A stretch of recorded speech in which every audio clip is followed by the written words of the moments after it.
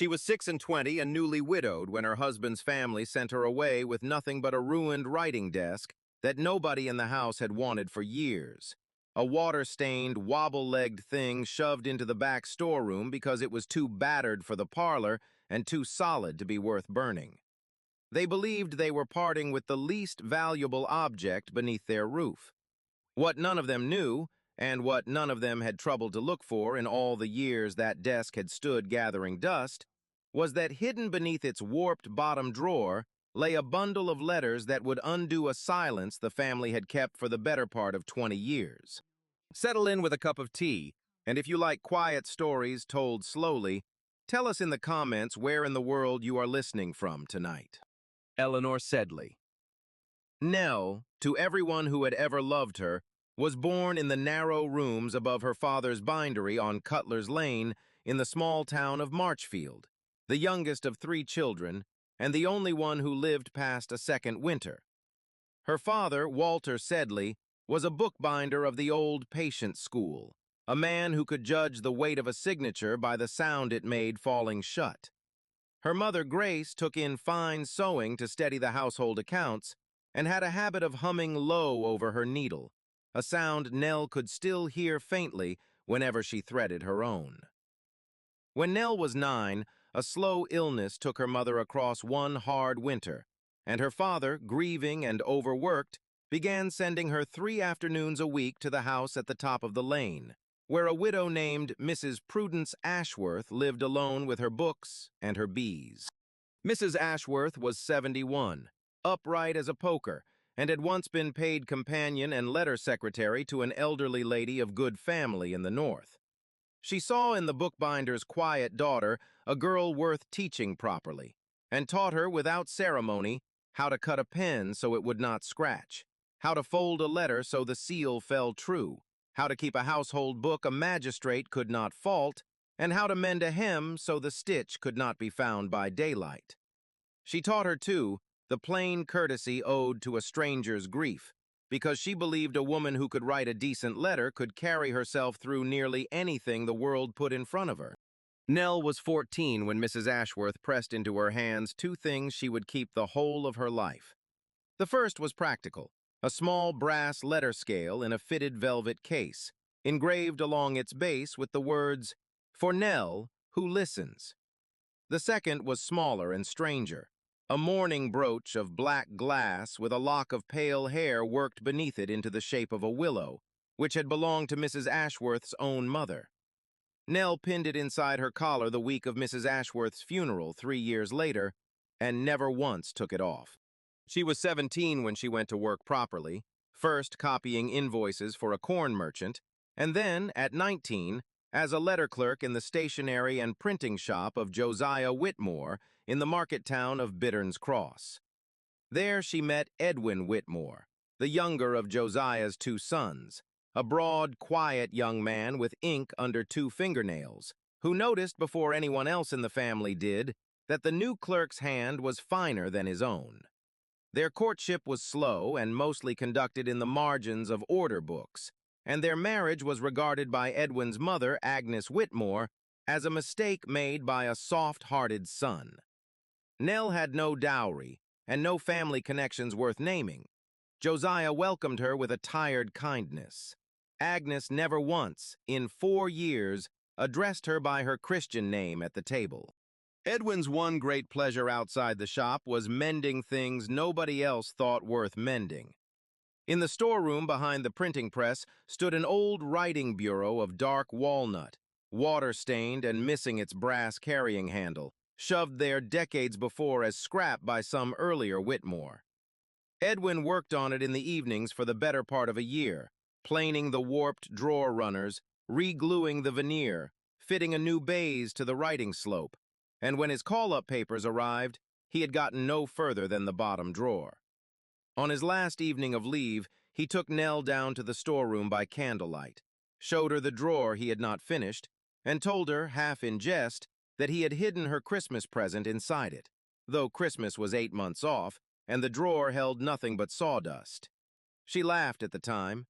She would remember the joke for the rest of her life without once deciding whether he had meant anything by it at all. The war took Edwin overseas with his regiment that spring, and Nell settled into the particular discipline of a woman waiting. She wrote to him twice a week and kept the letters he sent back tied with a plain white ribbon, in order by date. She took in mending to fill the hours the shop no longer needed her for, since Agnes had quietly moved the letter clerk's desk to a cousin's daughter. She learned to make a joint of mutton stretch across 4 days and to turn a worn collar so the wear did not show, and she grew skilled, without meaning to, at writing condolence letters for neighbors whose own hands were too unsteady with grief to hold a pen, because word had gone about the lane that the stationer's daughter-in-law had a gift for finding the right plain words. She never took payment for it, and never thought it strange that easing other women's losses had become one of the few things that gave her own days a shape. The telegram came on an ordinary Tuesday, delivered by a boy on a bicycle who would not meet her eye, and it said, in the flat official language such telegrams always used, that Private Edwin Whitmore had been killed in action, and that regret was extended. Nell read it standing in the shop doorway with a length of black-bordered mourning paper still in her hand, ordered that same morning for a neighbor's use, and did not sit down until Josiah came out and put a hand under her elbow. She did not weep in front of him. Mrs. Ashworth had taught her long before that grief was a woman's own business, not a performance owed to a room. What she did, in the weeks after, was smaller and more private than weeping. She kept laying 2 cups at breakfast for a month before she caught herself. She kept Edwin's fountain pen filled with ink, though there was no one left to write to with it. She could not for a long while bring herself to move his boots from beside the door, and when at last she did, she set them exactly as square against the wall as he would have left them himself. Josiah did not long survive his son. He took a chest complaint that would not lift and died that spring, leaving the shop and house to his elder son Cyril, as was expected. Nell, as Edwin's widow, had no claim beyond whatever courtesy the family chose to extend, and the courtesy Agnes chose to extend, once the will was read in the small parlor with the blinds half down, was precisely one item. Cyril's wife, Louisa, had already said she did not care to have the old bureau in her good front room, on account of the water stain and the missing handle, and Agnes, without quite looking at Nell, said it was very like Edwin to leave behind the one thing nobody else wanted, and that Nell was welcome to it if she had a use for a broken desk. No one raised a hand, and no one raised a voice. By the end of that week, Nell had taken 2 rooms above a chandler's shop, and the carter delivered the bureau on the same cart as her trunk, its missing leg propped level with a folded sack. She did not weep over that either. She set the bureau against the wall of her small front room, lit a fire with the coal ration she had been careful to save, and sat looking at it a long while before she understood, with the same quiet arithmetic Mrs. Ashworth had once taught her to apply to any neglected room, that a broken thing was simply a thing not yet mended, and that she, of anyone left to her, knew how such mending was done. She began the next morning to build a small trade from the 2 things she had always been good at: a fine hand and a patient needle. Letters for the parish, references, condolences, applications for men trickling home who had grown unused to holding a pen for anything longer than a name. Mending and turned collars and pressed mourning crepe for women who could no longer afford a proper seamstress. In the evenings, when the light held, she turned her attention to the bureau, because a woman who meant to keep her own accounts, she thought, needed a proper desk to keep them on. She worked on it the way Edwin might have, methodically and without hurry, scraping away the water-stained veneer and pressing in a fresh strip of walnut from a joiner 2 streets over, clamping it overnight with webbing and borrowed flat irons, mixing hide glue over a low flame to reset the loosened dovetails, rubbing the whole surface for 3 evenings with beeswax and turpentine until the dark wood came up warm instead of gray and dead, polishing the remaining brass with vinegar and salt, and ordering a new handle to match the 2 that had survived. By late summer, the bureau no longer looked like storeroom scrap. It looked, square against her front window in the evening light, like a desk a woman might be proud to keep her letters on. It was the bottom drawer that gave her the most trouble, the very one Edwin had never finished. The runners stuck, and when she finally worked it free to plane down its swollen sides, she noticed the drawer's depth did not match the space it left inside the case. A good 2 inches it did not reach. She knelt and felt along the back panel, 2 small brass rosettes she had taken, in all her polishing for nothing more than decoration. But these did not sit flush, and when she pressed one and turned it, feeling for the give the way she had learned to feel for a stuck pin in a lock, it moved a quarter turn with a small, definite click. The second turned the same way, and a thin panel at the back of the recess loosened and came away in her hand, revealing a shallow cavity built into the case itself. She held her lamp closer. Inside, wrapped in waxed paper and tied crosswise with black tape, was a bundle of letters, thick enough to need both hands.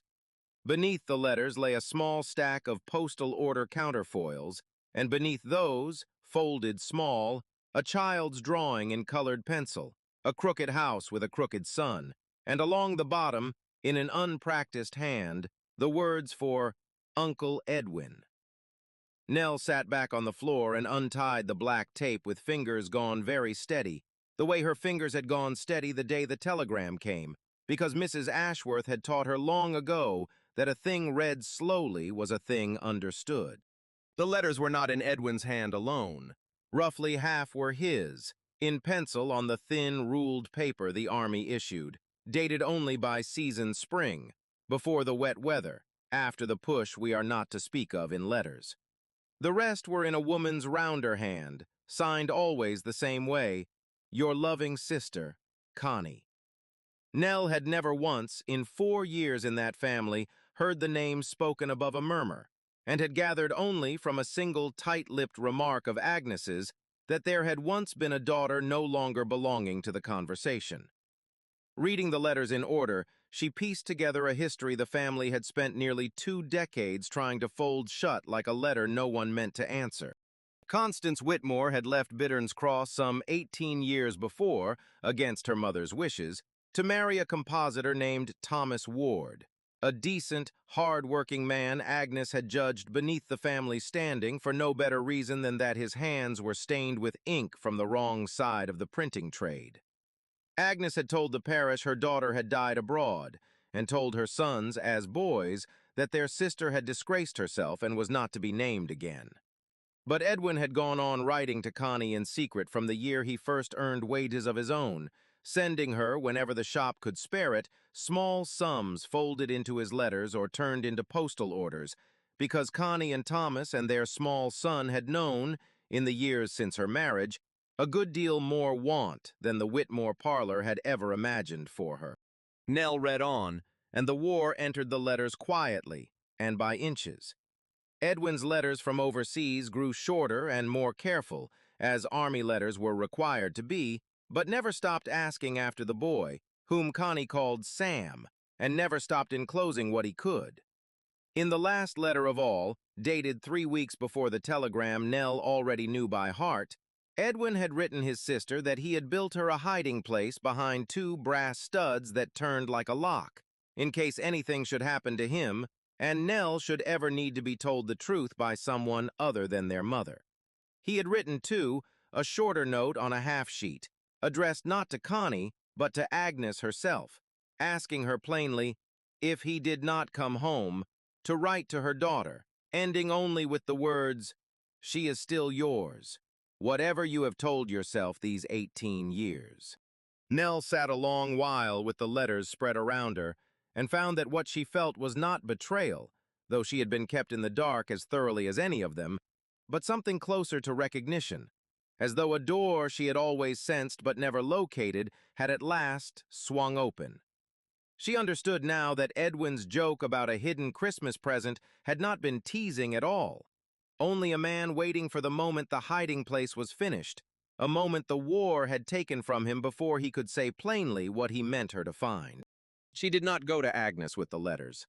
She turned the question over for the better part of a week, and concluded that Agnes had had 18 years to write that letter herself, and had chosen every one of them not to. What Nell decided instead, quietly and without asking anyone's leave, was to find Connie Ward herself. The postal orders carried an address in Redlow, a manufacturing town some 14 miles off by the branch line, and on a gray autumn morning, Nell put on her good coat and went. Redlow was smaller and grayer than Bittern's Cross, its terraces close along streets that smelled of coal smoke and the dye works by the river, and it took her the better part of an hour, and the kindness of a woman minding a corner shop, to find the right door. Connie Ward, when she opened it, was a thin, quick-eyed woman of perhaps 40, with ink-stained fingers not unlike her brother's, a boy of about 10 peering round her skirt, and for a long moment the two women only looked at each other, because each had somehow already understood exactly who stood on the step. They sat a long time that afternoon at Connie's kitchen table, the letters between them, and Connie wept in a way Nell had not allowed herself to, plainly and without shame, both for the brother she had lost and for the 18 years her mother had spent pretending she did not exist. She told Nell what the letters had only hinted at, that Thomas had died of an injury in the shipyards 2 winters before, that she had kept herself and Sam on whatever piecework she could find and whatever Edwin had managed to send, and that she had known, the day the fighting stopped and no letter came where one always had, exactly what the silence meant, though no telegram had ever come to her name at all. Nell did not try, that first visit, to mend 18 years in an afternoon.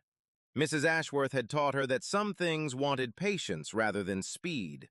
But she went back to Redlow the following month, and the month after, and by the second winter she had begun bringing Sam home with her for a week at a time, to do his lessons at the same writing slope his uncle had mended.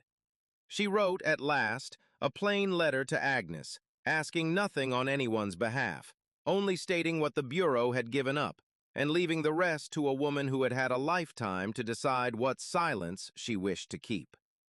Agnes did not answer for the better part of a year, and when she did, it was 3 lines only, cold and correct, asking after the boy's schooling, but 3 lines more than Connie had received in 18 years, and Nell judged it, on the whole, a beginning rather than a defeat. What grew out of that winter was a small business neither woman could have built alone.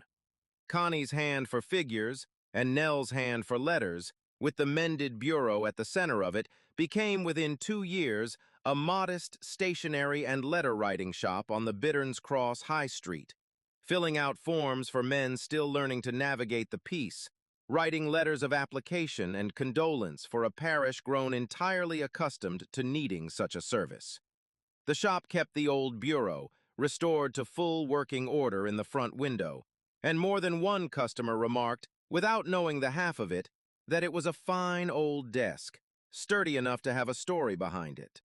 On a still evening some 3 years after the telegram had first come, Nell sat alone at the bureau after closing, the fire banked low, and laid out 4 things she had carried with her through every room she had lived in since.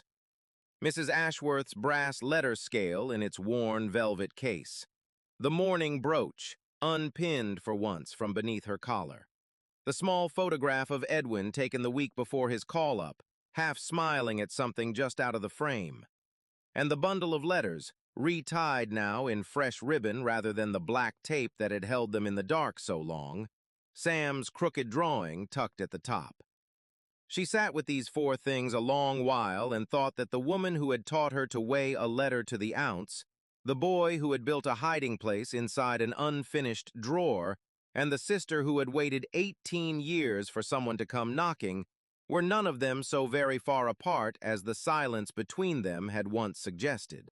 She thought of Agnes only rarely now, and without much heat, the way one thinks of weather that has already passed over a house whose roof has since been mended. Agnes had believed, in giving away the ruined bureau, that she was disposing of the least valuable thing left in her son's keeping. She had never once looked closely enough to wonder why her youngest son had spent a year of quiet evenings mending storeroom scrap, because looking closely would have meant asking what he was hiding there, and admitting, at last, what she had spent half a lifetime refusing to say aloud. Eleanor Whitmore had been 26, and widowed by a war she had not chosen, left with nothing but a broken desk nobody else wanted. And she had carried it up 2 flights of stairs and mended it herself, drawer by drawer, until it gave up at the very bottom, the one thing it had been built to keep safe. It was the best piece of furniture she was ever given. If you have stayed with Nell this far, through the storeroom and the telegram and the 2 small brass rosettes that turned like a lock, take a moment now to leave a comment for the channel. And if her story moved you, share it with someone who has been told that what was left to them was not worth the keeping. Subscribe if you have not yet, so the next story of a quiet house and a patient woman finds its way to you when the evenings draw in. Tell us in the comments where you are watching from tonight, and whether your own kettle is on, because we like to picture the rooms these stories travel into. And before you go on with your evening, sit with this a moment. Nearly every family keeps a silence agreed upon without ever quite being discussed. A name not spoken at the table, a door left closed not because there is nothing behind it, but because opening it would ask something of everyone in the house. Nell's story is not, in the end, about a hiding place in an old desk.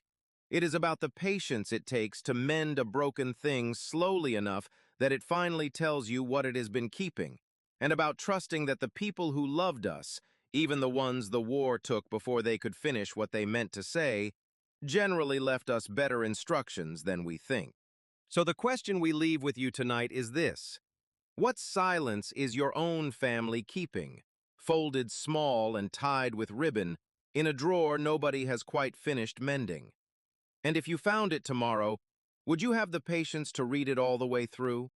Tell us in the comments. We read them by our own fires. Keep your letters in order, mend what you are given before you judge its worth, and we will see you again at the next quiet door.